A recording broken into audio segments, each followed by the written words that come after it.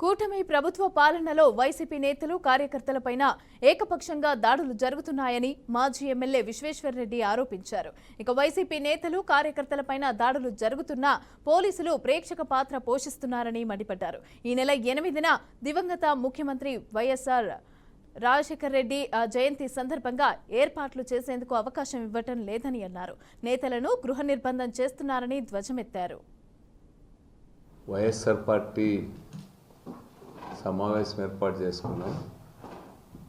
ప్రధానంగా 8వ తేదీ 75వ జయంతి రాజశేఖర రెడ్డి గారిది రాష్ట్ర వ్యాప్తంగా నిర్వహిస్తూ ఉన్నాం. దాంట్లో భాగంగా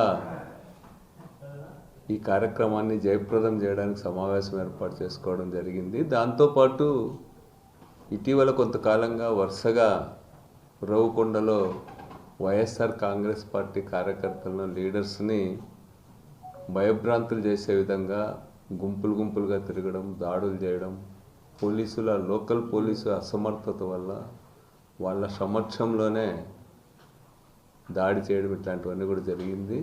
ఒక 3-4 లీడర్స్ కూడా ఉరవకొండలో లేకుండా పక్కకి వెళ్ళిపోయారు.